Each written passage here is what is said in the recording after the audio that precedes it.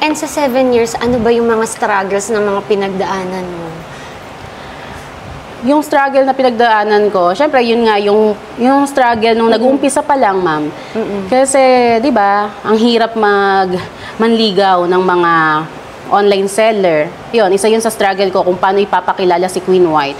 Tapos, yung next struggle naman na talagang struggle at as in, sumakit ang ulo ko, yun yung napunta ako sa maling tao.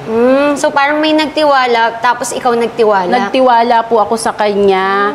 And, syempre, di ba, sa products natin, hindi naman lahat magbabayad agad sa'yo. So, merong akong pinadalhan ng products. Actually, ano siya, dati siyang regional distributor ng Queen White. And, naka-order siya sa akin ng worth 3 million na products. Sobrang laki. Nagtiwala ka sa kanya? Nagtiwala ako, ma'am, kasi kumbaga yung first transaction namin is okay naman.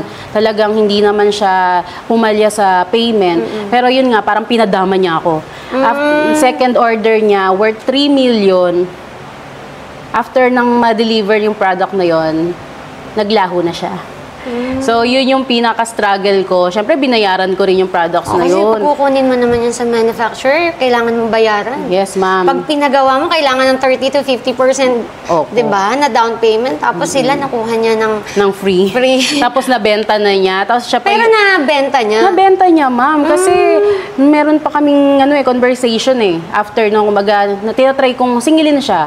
Nag-line up pa siya ulit. Tapos, siyempre, ang bait ko, diba, na parang, ma'am, line up ako ulit, cash ko to ngayon. Tapos, bawasan niya yung utang ko. So, hindi naman nabawasan yung utang, kinash lang niya yung second line up niya. Diba? Bakit ka magla-line up? Ibig sabihin, nabenta mo yung worth 3 million products kasi naubos na, nag-line up ka ulit. So, yun, sobrang bait ko, ma'am. Yun yung parang struggle na pinagdaanan ko na ayoko nang maulit. Malaking halaga yun. This time, magiging matalino na tayo sa pagpili. Kailan nangyari yun? Pandemic. Pandemic pa? Yes, gaano kahirap ang ilaban ng brand ng pandemic? Yes po, sobra. Nung pandemic, talagang ang mga tao, mas skincare. So, parang ginrab niya yung opportunity na mabenta si skincare. Syempre, ako naman, benta na yan Sige, padalhan natin. Ayun, hanggang sa wala na talaga. Yun yung pinaka-struggle ko. Anong ginawa mo nung nagkaroon ka ng ganong struggle? Wala, tuloy-tuloy lang, ma'am. Kasi siyempre, di ba yung cash flow mo naapektuhan? Paano mo siya na-recover? Kumbaga, anong ginawa mo para... Nakiusap po ako sa Manuf ko. Mabait ang Manuf. Opo, kumbaga, installment, ganyan. Parang ako yung di ba? Ako yung nag-suffer. Pero sa loob naman ng ilang buwan, nabayaran ko naman po yung products na na-release ko na yun. Tipikatiwalaan ako ng Manuf ko and ayun, basta tuloy-tuloy lang naman kami. Hindi naman ako nagpa-apekto doon. Affected, pero hindi ko siya masyadong kasi madidrain ako pag inisip ko yun. So, ayun po. So, hindi mo na lang inisip kasi pag inisip mo talagang magkakaroon ka ng, parang baka kaiisip, di ba, minsan kaka-analyze natin, minsan doon tayo napaparalyze, lalo hindi tayo makagalaw. Yes, ma'am. Mawawala ka sa focus.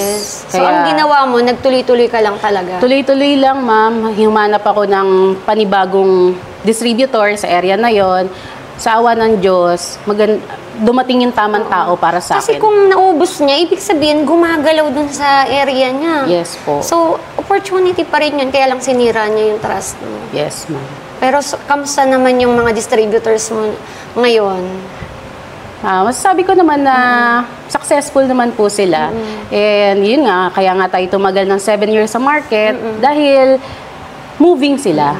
Kaya ayun, yun yung isa sa thank you ko na hanggang ngayon moving ang products natin, moving si brand at andyan yung mga distributors natin na patuloy na nagtitiwala.